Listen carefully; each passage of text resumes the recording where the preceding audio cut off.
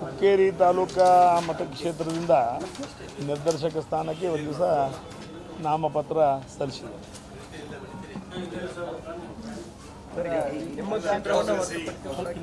ಬೇರೆ ಬೇರೆ ಅವಿರೋಧ ಆಯ್ಕೆ ಮಾಡ್ತೀವಿ ಅನ್ನುವಂಥ ಚರ್ಚೆಗಳಾಗಿದ್ದವು ಬಾಲಚಂದ್ರ ಜಾರಕಿಹೊಳಿ ಅವರಿಗೆ. ಸೊ ಈಗ ಸಾಕಷ್ಟು ಜನ ಈಗ ಇಲ್ಲಿ ಮಹೇಶ್ ಕುಮಟಳ್ಳಿ ಅವ್ರನ್ನ ಸೊ ಎಲ್ಲಾದರೂ ಕರೆದ್ರೆ ಪ್ರಚಾರ ಅಲ್ಲಲ್ಲ, ಇವತ್ತು ಒಂದು ವಿಷಯ ಹೇಳ್ತೀನಿ, ಯಾರು ಅವಿರೋಧ ಆಗ್ತಾವೋ ಏನಂತಾರೋ ಅನ್ನೋದನ್ನು ಆಯಾ ತಾಲೂಕಿನಲ್ಲಿ ತಮ್ಮ ಅವ್ರದ್ದೇ ಆಗಿರ್ತಕ್ಕಂಥ ತಾಲೂಕಿನ ಹಿತಚಿಂತಕರು ಇವತ್ತು ದಿವಸ ಪ್ರತಿಯೊಂದು ತಾಲೂಕಿನಲ್ಲಿ ಅದಾರೆ. ವಿರೋಧ ಮಾಡಬೇಕು, ಚುನಾವಣೆ ಮಾಡಬೇಕು ಅನ್ನೋದು ಆ ತಾಲೂಕಿನ ಜನ ನಿರ್ಣಯ ಮಾಡ್ತಾರೆ, ಆ ತಾಲೂಕಿನ ಮತದಾರ ನಿರ್ಣಯ ಮಾಡ್ತಾರೆ. ಅದಕ್ಕೆ ಬಾಲಚಂದ್ರ ಜಾರಕಿಹೊಳಿ ಅವರಾಗಲಿ ರಮೇಶ್ ಕತ್ತಿ ಅವರು ಹೇಳೋದಾಗಲಿ ಅದು ಸೂಕ್ತ ಅಲ್ಲ.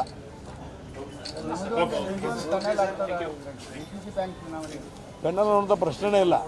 ಒಬ್ಬ ನಿರ್ದೇಶಕ ಸ್ಥಾನಕ್ಕೆ ನಾನು ಹುಕ್ಕೇರಿ ಮತಕ್ಷೇತ್ರದ ಅಭ್ಯರ್ಥಿಯಾಗಿ ಇವತ್ತು ನಾಮಪತ್ರ ಸಲ್ಲಿಸಿದ್ದೀನಿ. 15 ತಾಲೂಕುಗಳಿಂದ ಅವರವರು ತಮ್ಮ ನಾಮಪತ್ರವನ್ನು ಸಲ್ಲಿಸ್ತಾರೆ. ಪೆನ್ನಲ್ ಅನ್ನುವಂಥ ಪ್ರಶ್ನೆ ಇಲ್ಲಿವರೆಗೆ ಬಂದಿಲ್ಲ, ಬಹುಶಃ ಬರುವುದಿಲ್ಲ.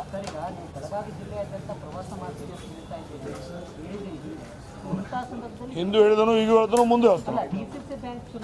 ಅದನ್ನು ಹೇಳಿದನಣ್ಣ ಪ್ರಚಾರ ಮಾಡಕ್ ಹೋಗ್ತೀರಾ ಏನು ಅಂತ ಪ್ರಶ್ನೆ. ಅವಶ್ಯಕತೆ ಯಾರಾದ್ರೂ ಕಂಡು ಬಂದಲ್ಲಿ ಯಾರಾದರೂ ಯಾವ ತಾಲೂಕಿನವರು ತಾವು ಬರಬೇಕು ಅನ್ನೋಂಥ ಆಹ್ವಾನವನ್ನು ಕೊಟ್ಟರೆ ಮಾತ್ರ ಹೋಗ್ತೀನಿ, ಕೊಡದೇ ಇದ್ರೆ ಹೋಗೋದು. ಯಾರು ಭಾಳ ಜನ ಸಂಪರ್ಕ ಮಾಡಿದ್ದಾರೆ, ಬಟ್ ಅದೆಲ್ಲ ಇದ್ರ ಮುಂದೆ ಹೇಳಲಿಕ್ಕೆ ಬರೋದಿಲ್ಲ.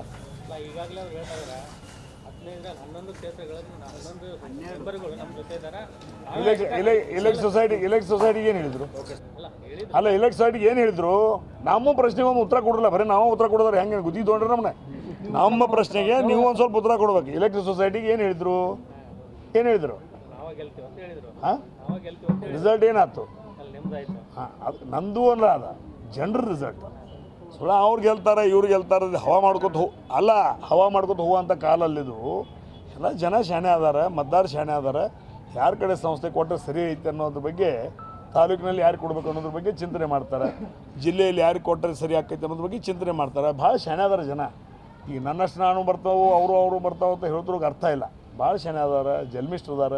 ಮತ್ತು ಎಜುಕೇಷನ್ ಅನ್ನೋದು ಇವತ್ತು ಪ್ರತಿಯೊಬ್ಬರು ಮನ್ಯಾಗ ಐತಿ. ಯಾರಿಗೆ ಹಾಕಿದ್ರೆ ಸರಿ ಏನು ಅನ್ನೋದು. ಮತ್ತು ಈಗ ಬೆಳಗಾವಿ ಜಿಲ್ಲೆ ದುಡ್ಡು ಇಲ್ಲಿ ಐತಿ.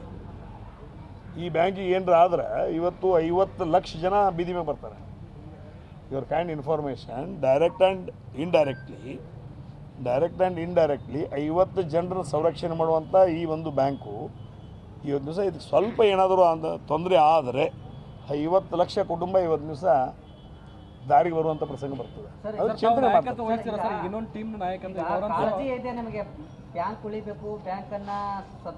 ಬಹುಶಃ ಜಿಲ್ಲಾ ಅಂತ ಸಂದರ್ಭದಲ್ಲಿ ಬ್ಯಾಂಕ್ ಅನ್ನ ಉಳಿಸ್ಲಿಕ್ಕೆ ತಾವಿಗೆ ನಿರ್ದೇಶಕ ಸ್ಥಾನ ಆಗಬೇಕು, ಅಧ್ಯಕ್ಷರಾಗಬೇಕು ನಿಮ್ಮವರೇ ಅಂತೇಳಿ ಒಂದು ಏನಿದೆ, ಅದಕ್ಕೆ ತಾವು ಲೀಡರ್ಶಿಪ್ ತಗೋತೀರಾ ಅಂತ? ಅವಶ್ಯಕತೆ ಇಲ್ಲ, ಲೀಡರ್ಶಿಪ್ ತಗೊಳ್ಳೋಂಥದ್ದು ಅವಶ್ಯಕತೆ ಇಲ್ಲ. ಅಲ್ಲಲ್ಲ, ಒಂದು ನಿಮಿಷ. ಪ್ರಜಾರಂಗ ವ್ಯವಸ್ಥೆಯಲ್ಲಿರ್ತಕ್ಕಂಥ ಸಾರ್ವತ್ರಿಕ ಚುನಾವಣೆಗೆ ಲೀಡರ್ಶಿಪ್ ಅವಶ್ಯಕತೆ ಇರ್ತದೆ. ಅಲ್ಲಿ ಎಜುಕೇಟೆಡ್ ಇರ್ತಾರೆ, ನಾನ್ ಎಜುಕೇಟೆಡ್ ಇರ್ತಾರೆ. ಬಟ್ ಇವತ್ತಿನ ದಿವಸ ಒಂದು ಬ್ಯಾಂಕಿಂಗ್ ಸೆಕ್ಟರ್ನಲ್ಲಿ ಯಾರದು ಲೀಡರ್ಶಿಪ್ ಅವಶ್ಯಕತೆ ಇರೋದಿಲ್ಲ. ಅವ್ರವ್ರ ತಾಲೂಕಾ, ಅವ್ರವ್ರ ಸೊಸೈಟಿಗಳು, ಅವ್ರವ್ರ ಜನರ ದುಡ್ಡು ಈ ಬ್ಯಾಂಕ್ನಲ್ಲಿದ್ದಂಥ ಸಂದರ್ಭದಲ್ಲಿ ಅಥವಾ ಸಾಲ ಇಲ್ಲಿ ಕೊಟ್ಟಂಥ ಸಂದರ್ಭದಲ್ಲಿ ಬ್ಯಾಂಕ್ ಸರಿ ಇದ್ರೇ ಸೊಸೈಟಿ ಸರಿ ಇರ್ತಾವೆ, ಸೊಸೈಟಿ ಸರಿ ಇದ್ರೇ ಬ್ಯಾಂಕ್ ಸರಿ ಇರ್ತದೆ. ಆ ಒಂದು ನಿಟ್ಟಿನಲ್ಲಿ ಒಂದು ದಿವಸ ಯಾರು ಲೀಡರ್ಶಿಪ್ ಇಲ್ಲದೆ ಅವರೇ ವೈಯಕ್ತಿಕವಾಗಿ ಮತದಾರನೇ ಚಿಂತನೆ ಮಾಡಿ ಸರಿಯಾದ ವ್ಯಕ್ತಿಗೆ ಮತ ಹಾಕ್ತಾನೆ. ಅದಕ್ಕೆ ಲೀಡರ್ಶಿಪ್ ಅವಶ್ಯಕತೆ ಇಲ್ಲ ಅನ್ನುವಂಥ ಮಾತು ನನ್ನ ಅನಿಸಿಕೆ. ಜಿಲ್ಲಾ ಉಸ್ತುವಾರಿ ಸಚಿವರು ಒಂದು ಮಾತಾಡ್ತಾರೆ, ನಮ್ಮ ರಿಸಲ್ಟ್ ಏನಾದರೂ 11ನೇ ತಾರೀಕಿಗೆ ನೋಡಿ 19ನೇ ತಾರೀಕುವರೆಗೂ ಕಾಯೋದು ಬೇಡ ಅಂತ ಹೇಳ್ತಾರೆ. 11ನೇ ತಾರೀಕಿಗೆ ನಮ್ಮ ರಿಸಲ್ಟ್ ಗೊತ್ತಾಗುತ್ತೆ, 19ನೇ ತಾರೀಕುವರೆಗೂ ಕಾಯೋದು ಬೇಡ, ನಾವೇ ಗೆಲ್ತೀವಿ ಅಂತ ಹೇಳ್ತಾ ಇದ್ದಾರೆ. ಆ ನಿಟ್ಟಿನಲ್ಲಿ ತಾವೇನು ಹೇಳ್ತಾರೆ? ಅವ್ರು ಹೇಳಿರ್ಬೋದು, ಅದಕ್ಕೆ ನಾವು ಉತ್ತರ ಕೊಡುವಂಥ ಅವಶ್ಯಕತೆ ನನಗಿಲ್ಲ. ಅಲ್ಲ, 25 ವರ್ಷದ ನಂತರ ನಿಮ್ಮ ಕೈಯಲ್ಲಿತ್ತು DCC ಬ್ಯಾಂಕ್, ಕೈ ತಪ್ಪು ಇವತ್ತಿಗೂ ನಮ್ಮ ಕಡೆನೇ ಐತಿ. ನನ್ನ ಕೈಯಾಗಿತ್ತು, ನಿನ್ನ ಕೈಯಾಗಿತ್ತು, ಅದು ನಮ್ಮ ಅಪ್ಪ ಮಣಿ ಆಸ್ತಿ ಅಲ್ಲ, ಅವ್ರ ಅಪ್ಪ ಮಣಿ ಆಸ್ತಿನೂ ಅಲ್ಲ. ಇದು ನಮ್ಮ ಅಪ್ಪನ ಮಣಿ ಆಸ್ತಿನೂ ಅಲ್ಲ, ಅವ್ರ ಅಪ್ಪನ ಮಣಿ ಆಸ್ತಿನೂ ಇಲ್ಲ. ಇನ್ನೂ ತನಕ ನಮ್ಮ ಜಿಲ್ಲೆಯ ಜನರ ಕೈಯಾಗೈತಿ. ಹಿಂದೂ ಇತ್ತು, ಈಗೂ ಐತಿ, ಮುಂದೂ ಜಿಲ್ಲೆಯ ಜನರ ಕೈಯಾಗನೇ ಇರ್ತದೆ. ಅದ್ರೊಳಗೆ ಎರಡು ಮಾತು. ಹುಕ್ಕೇರಿ ಫಲಿತಾಂಶ DCC ಬ್ಯಾಂಕ್ನಲ್ಲೂ ಪುನರಾವರ್ತನೆ ಆಗುತ್ತಾ ಅಂತ ಅದನ್ನು ಜಿಲ್ಲೆಯ ಜನತೆ ನಿರ್ಣಯ ಮಾಡಬೇಕು, ನಾನು ಮಾಡೋಕ್ಕಾಗಲ್ಲ. ಜಿಲ್ಲೆಯ ಜನ ನಿರ್ಣಯ ಮಾಡಬೇಕು. ಸರ್, ಈಗ ಕೋಆಪರೇಟಿವ್ನಾಗ ಈಗ ಪ್ಯಾನಲ್ ವೈಸ್ ಇಲೆಕ್ಷನ್ ಕಂಟೆಸ್ಟ್ ಮಾಡೋದು ಈಗ ಇದೆ. ಈಗ ತಾವು ಆ ಥರ ಏನಾದ್ರು ಅವಶ್ಯಕತೆ ಬಿದ್ರೆ ಪ್ಯಾನಲ್ ಮಾಡ್ತೀರಿ? after 11 ತಾರೀಕು ಅವಶ್ಯಕತೆ ಬಿದ್ರೆ ಹಾಂ, ಅವಶ್ಯಕತೆ ಬಿದ್ರೆ ಪ್ಯಾನಲ್ ಬಹುಶಃ ಅವಶ್ಯಕತೆ ಬೀಳುವುದಿಲ್ಲ ಅಂತ ನನ್ನ ಅನಿಸಿಕೆ. ಯಾಕೆ ಇನ್ನೂ ಇತಿಹಾಸದಲ್ಲಿ ಇಷ್ಟುವರೆಗೆ ಒಂದು ಮಿನಿಟ್ ಅವ್ರು ಮುಗಿಸಲ್ಲ. ಈಗ ಇಲ್ಲಿವರೆಗೆ ನಾನು 1986ರಿಂದ ನಾನು ಇಲ್ಲಿಗಿದ್ದೀನಿ. ಇದು ನಾನು ನಾಮಪತ್ರ ಸಲ್ಲಿಸಿರುವುದು 9ನೇ ಬಾರಿ. ಈಗ 8 ಸಲ ನಾಮಪತ್ರ ಸಲ್ಲಿಸಿ ಒಮ್ಮೆ ಮೊದಲನೇದ್ದು 1986ರಲ್ಲಿ ಒಮ್ಮೆ ನಾಮಪತ್ರ ಸಲ್ಲಿಸೀನಿ. ಅವಾಗ ಚುನಾವಣೆಯಾಗಿ ಆಯ್ಕೆ ಬಂದೀನಿ. ಅದರ ನಂತರ 7 ಸಲ ನಾನು ನಾಮಪತ್ರ ಸಲ್ಲಿಸಿದರೆ ಅವಿರೋಧವಾಗಿ ಆಯ್ಕೆಯಾಗಿ ಬಂದೀನಿ. ಇವತ್ತು ಸಲ್ಲಿಸಿದ್ದು ನಾವು 9ನೇ ಬಾರಿಗೆ. ಈ ಒಂದು ಸಂದರ್ಭದಲ್ಲಿ ಇಲ್ಲಿವರೆಗೆ ಪೆನಲ್ ನನಗೆ ನಮ್ಮ ಜಿಲ್ಲೆಯಲ್ಲಿ ಆಗಿಲ್ಲ, ಅದರ ಅವಶ್ಯಕತೆ ಕಂಡು ಬಂದಿಲ್ಲ. ನನಗೆ ಗೊತ್ತಿಲ್ಲ.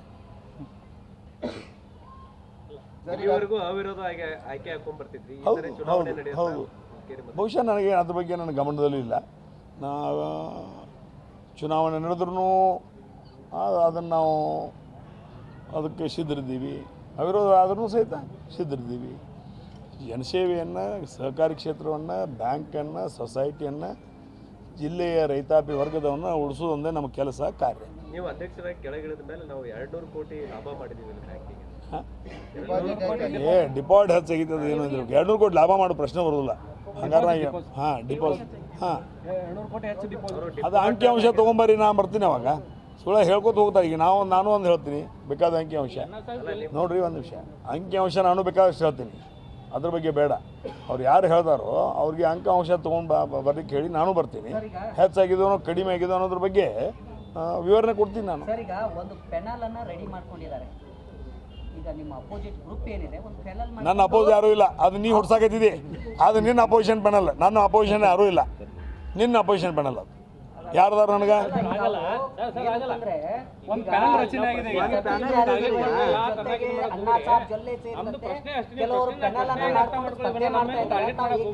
ಅವು ನೋಡ್ರಿ. ನನ್ನ ವೈಯಕ್ತಿಕವಾಗಿ ನಾನು ಹೇಳ್ತಾ ಇದ್ದೀನಿ, ನನ್ನ ವಿರೋಧವಾಗಿ ಪೆನಲ್ ಆಗಲಿ ಮತ್ತೊಂದಾಗಲಿ ಇನ್ನೊಂದಾಗಲಿ ಇಲ್ಲ ಅಂತ ನಾನು ಭಾವಿಸ್ಕೊಂಡು ನಾನು ಚುನಾವಣೆಗೆ ಸ್ಪರ್ಧೆ ಮಾಡ್ತೀನಿ, ಆಯ್ಕೆಯಾಗಿ ಬರ್ತೀನಿ. ಅಲ್ಲ, ಈಗ ನಿಮ್ಮ ಜೊತೆಗೆ ಎಷ್ಟು ಜನ ಬರಬಹುದು ಅಂತ? ನಿಮ್ಮ ಜೊತೆಗೆ ಅಲ್ಲ, ನಾವು ಒಬ್ಬ ಬರ್ತಾನೆ. ನನ್ನ ಜೊತೆಗೆ ನಮ್ಮ ಸಮಾನ ಮನಸ್ಕರು ಭಾಳ ಜನ ಬರ್ತಾರೆ.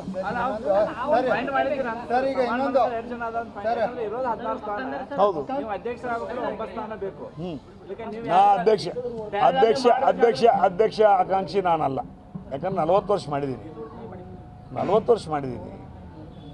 ರೈತರ ಏನು ಸಾಲ ಮನ್ನಾದಲ್ಲಿ ಅತಿ ಹೆಚ್ಚಿನ ಅನುಕೂಲತೆ ನಮ್ಮ ಜಿಲ್ಲೆಗೆ ಇವತ್ತು ದಿವಸ ಸಾಲ ಮನ್ನಾದಲ್ಲಿ ಕರ್ನಾಟಕ ರಾಜ್ಯದಲ್ಲೇ ಅತಿ ಹೆಚ್ಚು ಸಾಲ ಮನ್ನಾದ ಲಾಭ ತೊಗೊಂಡಂಥ ನಮ್ಮ ಜಿಲ್ಲೆಯ ರೈತರು ಬಹುಶಃ 3,81,000 ಜನ ರೈತರಿಗೆ ಸರ್ನ 3,400 ಕೋಟಿವರೆಗೆ ಸಾಲ ಮನ್ನಾ ಆಗಿದೆ. ಅದ್ರ ಜೊತೆಗೆ ಇವತ್ತು 4,58,000 ಜನರಿಗೆ 3,600 ಕೋಟಿ ಸಾಲ ವಿತರಣೆ ಮಾಡಿದ್ದೀವಿ, ಶೂನ್ಯ ಬಡ್ಡಿ ದರದ್ದು. ಆ ಸಂತೃಪ್ತಿ ನನಗೈತಿ. ಮುಂದೆ ಬರುವಂಥ ದಿನಮಾನಗಳಲ್ಲಿ ಆಡಳಿತ ಮಂಡಳಿ ಇದೇ ನಿಟ್ಟಿನಲ್ಲಿ ನಡ್ಕೊಂಡು ಹೋಗಬೇಕು. ರೈತರ ಹಿತವನ್ನು ಕಾಪಾಡಬೇಕು. ಕೇಂದ್ರ ಮತ್ತು ರಾಜ್ಯ ಸರ್ಕಾರದ ಎಲ್ಲ ಸೌಲಭ್ಯಗಳನ್ನ ಅವ್ರ ಮನೆಗೆ ಹೋಗಿ ತಲುಪಿಸುವಂಥ ಕೆಲಸ ಮಾಡಬೇಕು. ಜೊಲ್ಲೆ ಅವರು ಎಷ್ಟು ಬ್ಯಾಂಕಲ್ಲಿ ಎಷ್ಟು ಡಿಪಾಸಿಟ್ ಮಾಡ್ತಾರೆ? ಅದೇ 200 ಕೋಟಿ ರೂಪಾಯಿ ಹೆಚ್ಚಾಗಿದೆ ಅಥವಾ ಹೆಚ್ಚಿಗೆ ಅಂತ ಇಟ್ಟಿದ್ದಾರೆ? ನನಗೆ ಅವ್ರು ಮಾಡಿದ್ದು ಗೊತ್ತಿಲ್ಲ, ಅವ್ರು ತಗೊಂಡದ್ದು ಗೊತ್ತಿಲ್ಲ. ಹೇಳ್ತಾ ಇದ್ದಾರೆ ಅವ್ರು. I am not A account officer of this bank. ಅಲ್ಲಲ್ಲ, ನೀವು ಯಾಕಂದ್ರೆ ಅಧ್ಯಕ್ಷ ಆದಂಥವ್ರು ನಿಮ್ಗೆಲ್ಲ ಮಾಹಿತಿ ಇರತ್ತೆ ಇಲ್ಲಿ. ಅದ್ರ ಬಗ್ಗೆ ನಾ ಮಾಹಿತಿ ತೊಗೊಂಡಿಲ್ಲ ರೀ. ಯಾಕಂದ್ರೆ ಮತ್ತು ಇನ್ನೊಂದು ಹೇಳ್ತೀನಿ, ಬ್ಯಾಂಕಿಂದ ಒಂದು ಗೌಪ್ಯತೆ ಅದನ್ನು ತಮ್ಮ ಗಮನಕ್ಕೆ ತರ್ತೀನಿ. ಯಾರು ಇಟ್ಟರು, ಯಾರು ತಕ್ಕೊಂಡ್ರು, ಯಾರು ಸಾಲ ತಕ್ಕೊಂಡ್ರು ಅನ್ನೋದ್ರ ಬಗ್ಗೆನೂ ಬಹಿರಂಗಪಡಿಸೋದು ಬ್ಯಾಂಕಿನ ಒಂದು ವರ್ಚಸ್ಸಿಗೆ ಧಕ್ಕೆ ತರ್ತದೆ. ಇಟ್ಟದ್ದು ಹೇಳಿದ್ರೂ ಅದು ಧಕ್ಕೆ ತರ್ತದೆ. ಒಂದು ಬ್ಯಾಂಕು ತನ್ನದೇ ಆಗಿರ್ತಕ್ಕಂಥ ಒಂದು ಗೌಪ್ಯತೆಯನ್ನು ಕಾಪಾಡೋದ್ರ ಮುಖಾಂತರ ಜನರ ಗ್ರಾಹಕರ ಸೇವೆ ಮಾಡೋದು ತನ್ನ ಕೆಲಸವಂತ ಮಾಡ್ತದೆ. ಒಂದು ಮಾತು ಹೇಳಿದ್ರಿ, ವೀರೇಶ್ವರ ಬ್ಯಾಂಕಿನ ದುಡ್ಡು ತಂದು ಇಟ್ಟಿದ್ದಾರೆ, ಆ ಒಂದು ಕಾರಣಕ್ಕಾಗಿ ದುಡ್ಡು ಜಾಸ್ತಿ ಆಗೈತೆ ಅವನಿಗೆ, ಆ ಕಾರಣಕ್ಕಾಗಿ ಅವ್ನು ಹಂಗೆ ಮಾಡ್ತಾರೆ. ಅಲ್ಲಿಂದ ಏನಿಲ್ಲ, ಆ ಒಂದು ಕಾರಣಕ್ಕಾಗಿ ನಾವು ಪ್ರಶ್ನೆ ಮಾಡಿದ್ವಿ. ಇಲ್ಲ. ಸರ್, ಈಗ ಬೆಲ್ಲದ ಬಾಗೇವಾಡಿ ರಾಮ ಅತನೇ ಲಕ್ಷ್ಮಣ ಒಂದಾಗಬೇಕಂತ ನಿಮ್ಮ ಅಭಿಮಾನಿಗಳ ಜನರ ಅಭಿಪ್ರಾಯ ಐತಿ. ಒಂದು ಅದೀವು ಮತ್ತಿನ್ನು ಹೆಂಗೆ ಒಂದು ಆಗ್ಬೇಕು ನಮ್ಗೆ ಗೊತ್ತಿಲ್ಲ. ಇಬ್ರು ಕೂಡ ಹೆಗಲ್ ಮ್ಯಾಕೆ ತೇಕಿ ಹಾಕೊಂಡು ಬರ್ಬೇಕು ಅನ್ನೋ ಗೊತ್ತಿಲ್ಲ. ಇಲ್ಲ ಕುಡಿಲಿ ಅಲ್ಲಿ ಕುಡಿದು ನೋಡಿಲ್ಲ ಈಗ ಅಂತೇಳಿ ನಿಮ್ಮ ಅಭಿಮಾನಿಗಳ ಡಿಮಾಂಡ್ ಮಾಡ್ತಾರೆ ಇಲ್ಲ ಬರುವಂಥ ಅಲ್ಲ ಈಗ ಪ್ರಕ್ರಿಯೆ ಪ್ರಾರಂಭ ಆಗ್ಯದ ಬರುವಂಥ ದಿನಗಳಲ್ಲಿ ಅದನ್ನು ಅವಲೋಕನ ಮಾಡೋದು. ಬ್ಯಾಂಕ್ ಸಿಕ್ಕರೆ ದಿವಾಳಿ ಆಗುತ್ತೆ ಅನ್ನುವಂಥದ್ದು ಹಾಂ ನೀವೇ ಕೂಡ ಹೇಳಿದಿರಿ, ಹೌದು. ಬ್ಯಾಂಕ್ ದಿವಾಳಿ ಆಗುವಂಥ ಸಾಧ್ಯತೆ. ಈಗ ಮತ್ತು 96ರಾಗ ಏನಾಗಿತ್ತು, 96ರಾಗ ಏನಾಗಿತ್ತು ಬ್ಯಾಂಕಿನ ಇತಿಹಾಸ ತೆಗೆದು ನೋಡ್ರಿ, ಯಾಕಂದ್ರೆ ಬ್ಯಾಲೆನ್ಸ್ ಶೀಟ್ ನೋಡ್ರಿ, ಬ್ಯಾಲೆನ್ಸ್ ಶೀಟ್ದಾಗ ಏನೈತೆ ನೋಡ್ರಿ.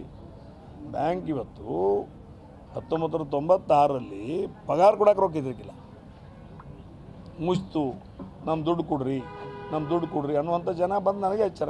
ಫಾರ್ ಎಕ್ಸಾಂಪಲ್ ಈ ಬಸವೇಶ್ವರ ಬ್ಯಾಂಕಿಂದು, ಬಸವೇಶ್ವರ ಬ್ಯಾಂಕ್ ಬೆಳಗಾಮ್ದು ಕತ್ತಿ ಶೆಟ್ಟರ ಚೇರ್ಮನ್ ಇದ್ದರು. ಅವರ ನನಗೆ ಫೋನ್ ಮಾಡಿದ್ರು, ಈ ಬೇಡಪ್ಪ ನಿಮ್ಮ ಬ್ಯಾಂಕ್ ಏನೋ ಮುಚ್ಚಾಕತೈತೆ ಅಂತ ನಮ್ಮ ದುಡ್ಡು ನಮ್ಗೆ ಕೊಡ್ರಿ ಅಂತಂದರು. ಅವಾಗ ಕೊಡ್ರಿ ತಂದಾಗ ಇಲ್ಲರಿ ಅಣ್ಣವ್ರು ನಮ್ಮ ಮನೆಗೆ ಬಂದುಬಿಟ್ಟೆ, ಅವ್ರ ಮನೆಗೆ ಹೋದ್ನಿ. ನಾನು ಜವಾಬ್ದಾರಿ ನಾನು ಅದೀನಿ, ನಾನು ಆಸ್ತಿ ಬರ್ಕೊಡ್ತೀನಿ, ಅದ್ರ ದಯಮಾಡಿ ಈ ಪರಿಸ್ಥಿತಿ ಸರಿ ಇಲ್ಲ ಕೇಳಬೇಡ್ರಿ ಕೊಡ್ತೀನಿ. ಬಟ್ ಅದೇ ದುಡ್ಡನ್ನು ನನ್ನ ಮ್ಯಾಗೆ ಭರವಸೆ ಮ್ಯಾಗೆ ಬಿಟ್ಟರು. ಹಂತವಾಗಿ ಪ್ರಗತಿ ಮುಖಾಂತರ 2005-06ರಲ್ಲಿ ಲಾಭ ಮಾಡಿದ್ವಿ ಬ್ಯಾಂಕಿಂದು. ಮತ್ತು 2006-07ರಲ್ಲಿ ಅವ್ರ ದುಡ್ಡನ್ನು ಅವ್ರು ತಿರುಗಿ ಕೊಟ್ಟಿದ್ದೀವಿ. ಒಂದೇನೋ ಭರವಸೆ ಇರುತ್ತೆ ಜನರಲ್ಲಿ. ಅದು ದಿವಾಳಿ ಆದ ತಕ್ಷಣ ಮತ್ತು ನಾವು ಬಂದು ಅದು ಸರಿ ಮಾಡಿದ್ವಿ. ಅವಾಗ ಯಾರೂ ಅಧ್ಯಕ್ಷರಾಗಂದ್ರೆ ಆಗಲಿಲ್ಲ. ಈಗ ನಾನು ಮಾಡ್ರು ನಾ ಆದ್ವಿ. ಮತ್ತು ಸಿಬ್ಬಂದಿಯ ಸಹಕಾರ ಮತ್ತು ಜಿಲ್ಲೆಯಲ್ಲಿರ್ತಕ್ಕಂಥ ಎಲ್ಲ ಪಕ್ಷಾತೀತವಾಗಿ ಎಲ್ಲ ರಾಜಕೀಯ ಹಿರಿಯರ ಒಂದು ಸಹಕಾರ ಮಾರ್ಗದರ್ಶನದಲ್ಲಿ ಈ ಸಂಸ್ಥೆ ಬೆಳೆದಿದೆ, ಉನ್ನತ ಮಟ್ಟಕ್ಕೆ ಬೆಳೆದಿದೆ. ಇನ್ನೂ ಉನ್ನತವಾಗಿ ಕೆಲಸ ಮಾಡ್ತೇನೋ ಆತ್ಮವಿಶ್ವಾಸ ಐತೆ. ನಿಮ್ಮನ್ನ ಯಾಕೆ ವಿಲನ್ ಮಾಡ್ತಾ ಇದ್ದಾರೆ ಸರ್ ಇದರಲ್ಲಿ? ಹಾಂ, ಬ್ಯಾಂಕ್ ವಿಚಾರದಲ್ಲಿ ನಿಮ್ಮನ್ನ ಬ್ಯಾಂಕಿಂಗ್ನಾಗ ಹೆಚ್ಚು ನಾಲೆಜ್ ಇದ್ದವ್ರು ಬರಬಾರ್ದಿಲ್ಲ ಇಷ್ಟೇ, ಅದ್ರ ಸಲ ನಮ್ಮನ್ನು ವಿಲನ್ ಮಾಡ್ತಾರೆ. ಬ್ಯಾಂಕಿಂಗ್ನಾಗ ನಾಲೆಜ್ ಯಾವ ಹೆಚ್ಚೈತಿ ಅವ್ರು ಈ ಬ್ಯಾಂಕಿಗೆ ಬರಬಾರ್ದು ಅನ್ನೋದು ಅಪೇಕ್ಷೆ. ನಾವೇನು ಹೇಳ್ತಿರೋದ್ರೆ ನೀವು ಟೀಮ್ ಮಾಡ್ಕೊಂಡು ಬರ್ತೀರ ಅನ್ನೋದು ನಾವು ಕೇಳ್ತೀವಿ. ಟೀಮದ ಅವಶ್ಯಕತೆ ಇಲ್ರಿ, ನನ್ನ ತಲೆಯಾಗಿರೋದು ಬ್ಯಾಂಕಿಂಗ್. ನೀವು ಒಬ್ಬರೇ ಬಂದ್ರೆ ಗೆಲ್ಲುದಿಲ್ಲ ಸರ್, 9 ಜನ ಬೇಕಲ್ಲ. 16, 9 ಅದ್ರ ಬಗ್ಗೆ ನೋಡ್ರಿ, ಆ ಅಂಕಿ ಅಂಶ ನನಗೆ ಅವಶ್ಯಕತೆ ಇಲ್ಲ. ಅಲ್ಲ ನೀವು ಏಕಾಂಗಿ ಆಗ್ಬಿಡ್ತೀರಿ ಅನ್ನೋದು ಇದು ನಮ್ಗೆ ಸಂಖ್ಯಾಬಲ ಬೇಕು, ಸಂಖ್ಯಾಬಲ ಬೇಕಾಗತ್ತೆ. ಮ್ಯಾಜಿಕ್ ನಂಬರ್ ಬೇಕಲ್ಲ. ಇಲ್ಲ, ಮ್ಯಾಜಿಕ್ ನಂಬರ್ ನಮ್ಗೆ ಅವಶ್ಯಕತೆ ಇಲ್ಲ. ಬ್ಯಾಂಕು ಸರಿದಾರಿಯಲ್ಲಿ ನಡೆಸಬೇಕು. ಇಲ್ಲಿ ಯಾಕಂದ್ರೆ ಇಲ್ಲಿ ಹೊರಗಿನವರು, ವಿರೋಧಿಗಳು, ಆಡಳಿತದವರು, ಹೊರಗಿನವರು, ಒಳಗಿನವರು ಪ್ರಶ್ನೆ ಬರೋಂಗಿಲ್ಲ. ಈಗ ತಾಲೂಕಾ ಮಟ್ಟಕ್ಕೆ ನಾವು ರಾಜಕೀಯ ಮಾಡೋಕ್ಕೆ ಹೋದ್ರೆ ಹೊರಗಿನವ್ರ ಪ್ರಶ್ನೆ ಬರ್ತದೆ. ಅದು ಜಿಲ್ಲೆ, ನಮ್ಮ ಜಿಲ್ಲೆಯಲ್ಲಿರ್ತಕ್ಕಂಥ ಜನರ ದುಡ್ಡು ಇಲ್ಲಿ ಸಾಮಾನ್ಯ ವರ್ಗ, ಮಧ್ಯಮ ವರ್ಗ, ಕೆಳವರ್ಗ, ಮೇಲ್ವರ್ಗ, ಸಂಘ ಸಂಸ್ಥೆಗಳು ಎಲ್ಲರೂ ದುಡ್ಡು ನಮ್ಮ ಬ್ಯಾಂಕ್ನಾಗ ಅದ. ಆ ಒಂದು ನಿಟ್ಟಿನಲ್ಲಿ ಈ ಬ್ಯಾಂಕು ಎಷ್ಟು ಸುರಕ್ಷಿತವಾಗಿ ಐತೋ ಅಷ್ಟೇ ಬೆಳಗಾವಿ ಜಿಲ್ಲೆ ಸುರಕ್ಷಿತವಾಗೈತಿ, ಪ್ರತಿಯೊಬ್ಬರು ಸುರಕ್ಷಿತವಾಗಿದ್ದಾರೆ ಅನ್ನುವಂಥ ಭಾವನೆಯಲ್ಲಿ ಇವತ್ತು ದಿವಸ ಹೇಳ್ತಾ ಇದ್ದೀನಿ. ಇವತ್ತು ನಾವು ಒಬ್ಬನೇ ಇರ್ಬೋದು, ಇನ್ನೊಬ್ಬನೇ ಇರ್ಬೋದು, ಆದರೆ ಎಲ್ಲಿ ತಪ್ಪಿರ್ತಾರೋ ಅವಾಗ ಎಚ್ಚರಿಕೆ ಕೊಡುವಂಥ ಕೆಲಸ ನಾವು ಮಾಡಬೇಕಾಗ್ತದೆ, ಮಾಡ್ತೀವಿ. ಅಥವಾ ಇವತ್ತು ವ್ಯವಸ್ಥಿತವಾಗಿ ನಡೆಸ್ಬೇಕಂದ್ರೆ ನಮ್ಮ ಈಗ ಅನುಭವ ನಮ್ಮ ಕಡೆ ಇರ್ತದೆ. ಅವ್ರು ಯಾರು ಕೇಳಿ ಅನುಭವ ಮಾರ್ಗದರ್ಶನ ಅನುಭವವನ್ನು ಅವ್ರ ಜೊತೆ ಹಂಚ್ಕೊಳ್ತಾರೆ. ಬ್ಯಾಂಕಿಂದ ನಿಮ್ಮನ್ನ ದೂರ ಇಡಕ್ಕೆ ನಿಂತಾರೆ, ನಿಮ್ಮನ್ನ ಯಾರು ಕೇಳೋದು?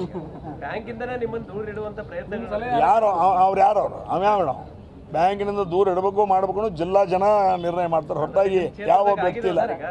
ನಿಮ್ಮ ಕ್ಷೇತ್ರದಲ್ಲಿ PKP ಅಲ್ಲಿ ಉತ್ತರ ಕೊಟ್ಟಿದಾರಲ್ಲ, ಕಿಡ್ನಾಪ್ ಮಾಡುವಂಥದ್ದು ಆಯ್ತು, ಎಲ್ಲವೂ ಗಲಾಟೆಗಳಾದವು. ಅವೆಲ್ಲ ಈಗ ಇತ್ತಿತ್ತಲಾಗಿ ಈಗ ಬದಲಾದಂಥ ರಾಜಕಾರಣದಲ್ಲಿ ಇವತ್ತಿಂದ ವ್ಯವಸ್ಥೆ ಅಂಥ ಗಲಾಟೆ ಆದದ್ದಕ್ಕೆ ಇವತ್ತು ದಿವಸ ಮಣ್ಣಿ ರಿಸಲ್ಟ್ ಹಂಗಾಗ್ಯದ. ಅದನ್ನು ತಮ್ಮ ಗಮನಕ್ಕೆ ಹೇಳಲಿಕ್ಕೆ ಇಚ್ಛೆ ಬಂತು. ಒಂದು ಜಿಲ್ಲೆಯ ವಿಚಾರಕ್ಕೆ ಸಂಬಂಧಪಟ್ಟಂತೆ ಒಂದು ಸ್ಪಷ್ಟೀಕರಣ ಕೊಡಿ. ಈ DCC ಬ್ಯಾಂಕ್ ಚುನಾವಣೆ ತಾವು 10 ವರ್ಷಗಳ ಕಾಲ ಜಾಸ್ತಿನ ನೀವು ಆಡಳಿತ ಮಾಡ್ರಿ. ನೋಡಪ್ಪ ಹೇಳ್ಬಿಡ್ತೇನಲ್ಲ, ನೋಡಿ ಮಾಡ್ರಿ, ಜಾರಕಿಹೊಳಿ ಅವರು ನಿಮ್ಮ ಅಧ್ಯಕ್ಷರಾಗಲಿಕ್ಕೆ ಅವರು ಕಾರಣರಾದ್ರು. 40 ವರ್ಷ ನಾನು ಈ ಬ್ಯಾಂಕಿನ 40 ವರ್ಷ ಈ ಬ್ಯಾಂಕಿನಲ್ಲಿ ಸೇವೆ ಮಾಡಿದ್ದೀನಿ. 10 ವರ್ಷ ಅಧ್ಯಕ್ಷನಾಗಿ ಸೇವೆ ಮಾಡಿದ್ದೀನಿ. 10 ವರ್ಷ ನಿರ್ದೇಶನಾಗಿ ಸೇವೆ ಮಾಡಿದ್ದೀನಿ. 5 ವರ್ಷ ಉಪಾಧ್ಯಕ್ಷನಾಗಿ ಸೇವೆ ಮಾಡಿದ್ದೀನಿ. 25 ವರ್ಷ ಅಧ್ಯಕ್ಷನಾಗಿ ಈ ಸಂಸ್ಥೆಯಲ್ಲಿ ಕೆಲಸ ಮಾಡಿದ್ದೀನಿ. 40 ವರ್ಷ ಇದ್ದಾಗೂ ಇಡೀ ಆಡಳಿತ ಮಂಡಳಿ ನನ್ನ ಬೆನ್ನೆಲುಬಾಗಿ ನನಗೆ ನಿಂತ್ಕೊಂಡು ಬ್ಯಾಂಕನ್ನು ವ್ಯವಸ್ಥಿತವಾಗಿ ನಡೆಸಲಿಕ್ಕೆ ಎಲ್ಲರೂ ಸಹಕಾರ ಮಾಡಿದ್ದಾರೆ. ನಿಮ್ಮ ಅಧ್ಯಕ್ಷರಾಗಲಿಕ್ಕೆ ಹಿಂದೆ ಏನಂತಂದ್ರೆ ಜಾರಕಿಹೊಳಿ ಅವರ ಪಾತ್ರ ಇತ್ತು ಅನ್ನೋ ಒಂದು ಚರ್ಚೆ ಇದೆ, ಅದಕ್ಕೆ ಸ್ಪಷ್ಟೀಕರಣ. ಎಲ್ಲಿ ನಾವು ಅಧ್ಯಕ್ಷನಾಗಿ ಮಾಡಿದ್ದೀವಿ, ಪಾತ್ರ ಇತ್ತು, ಅದ್ರೊಳಗೆ ಇಲ್ಲಂತ ಯಾರು ಹೇಳಿದ್ದಾರೆ? ಪಾತ್ರ ಇತ್ತು ನೋಡಿ. ಇದ್ದದ್ದನ್ನು ನಿಜವನ್ನು ಒಪ್ಕೊಳ್ಳಿಕ್ಕೆ ಏನು ಮಾಡೋಕ್ಕಾಗಂಗಿಲ್ಲ. ಪಾತ್ರ ಇತ್ತು, ಇದ್ದದನ್ನು ಒಪ್ಕೋತೀನಿ. ಆದರೆ ಒಬ್ಬರಿಗಿಂತನೂ 16 ಜನರನ್ನು ವಿಶ್ವಾಸಕ್ಕೆ ತೊಗೊಂಡು ಬ್ಯಾಂಕನ್ನು ನಡೆಸಿದಂಥ ಒಂದು ನನಗೆ ಅನುಭವ ಸಿಕ್ಕಿದೆ ಮತ್ತು ವ್ಯವಸ್ಥಿತವಾಗಿ ನಡೆಸಿದ್ದೀನಿ. ಜನರಿಗೆ, ಜಿಲ್ಲೆಯಲ್ಲಿ ರೈತರಿಗೆ, ಎಲ್ಲ ರೈತರಿಗೆ ಸಾಲ ರೂಪದಲ್ಲಿ ಅಥವಾ ಅವರಿಗೆ ಸಾಲ ಮನ್ನಾ ರೂಪದಲ್ಲಿ ಹೆಚ್ಚಿನ ಲಾಭವನ್ನು ತಂದು ಕೊಡುವಂಥ ಪ್ರಯತ್ನವನ್ನು ಮಾಡಿದ್ದೀನಿ. ಮುಂದಿನ ದಿನಗಳಲ್ಲಿ ನಿಮ್ಮೆಲ್ಲರ ಸಹಕಾರ ಬ್ಯಾಂಕಿಂಗ್ ಜೊತೆ ನಮ್ಮ ಜೊತೆ ಇರಲಿ ಅಂತ ಕೇಳ್ತೀವಿ. ಚುನಾವಣೆ ಪ್ರತಿ ವರ್ಷ ಜಾರಕಿಹೊಳಿ ಕುಟುಂಬದ ಮಧ್ಯೆ ಮತ್ತೊಂದು ಅದು ಯಾವ ರೀತಿ ನೀವು ವಿಶ್ಲೇಷಣೆ ಮಾಡ್ಬೋದು, ನೀವು ಹೆಂಗೆ ಬೇಕಾದಂಗೆ ವಿಶ್ಲೇಷಣೆ ಮಾಡಿ. ಅಲ್ಲ, ಇಲ್ಲಿವರೆಗೂ ಒಂದೇ ಐತ್ರಿ, ಜಾರಕಿಹೊಳಿ ಕುಟುಂಬ ಮತ್ತು ಕತ್ತಿ ಕುಟುಂಬ ಇಲ್ಲಿವರೆಗೂ ಯಾಕೆ ಹೊಡೆದು ಬೇರೆ ಬೇರೆ ಆದ್ರಿ? ಈ ಯಮುನಾ ಜಮುನಾ 2 ನದಿ ಯಾಕದು ಅಲ್ಲ ಎರಡನೇ ಯಾಕೆ ಅದು ಮತ್ತೆ ಹೇಳ್ರಿ ಹಂಗಿರಂಗಿಲ್ಲ ಅಲ್ಲ ಆಗಿರ್ಬೋದು ಹಂಗೆ ಹಾಂ ಇದು ಬುದ್ಧಿ ಸೃಷ್ಟಿಗಳು ಬೇರೆ ಬೇರೆ ದಿಕ್ಕುಗಳಿಗೆ ಹೋದಾಗ ಅನಿವಾರ್ಯವಾಗಿ ಅವು ಹೊಡಿತಾವ ಒಂದಾಗಲ್ಲ ಸರ್, ಹಾಂ ಒಂದಾಗಲ್ಲ. ಬುದ್ಧಿ ಸೃಷ್ಟಿ ಬೇರೆ ಬೇರೆ ಆಯ್ದು ಹೋದಾಗ ಎರಡು ಆಗ್ತಾವ ಮುಂದೆ ಬುದ್ಧಿ ಸೃಷ್ಟಿ ಸರಿ ಆದ್ರೆ ಅವಾಗ ಒಂದು ಆಗ್ಬೋದು. ಹುಳಿ ಹಿಂಡಿದವ್ರು ಯಾರು? ಹಾಂ ಹುಳಿ ಹಿಂಡಿದವ್ರು ಯಾರು ಹಿಂಡಂಗಿಲ್ಲ. ಬುದ್ಧಿ ತನ್ನಷ್ಟು ತಾನೇ ಸೃಷ್ಟಿ ಆಗ್ತದೆ, ಆ ಮಾರ್ಗವನ್ನು ಹಿಡಿತದೆ. Okay thank you. One and all. ನಮಸ್ಕಾರ.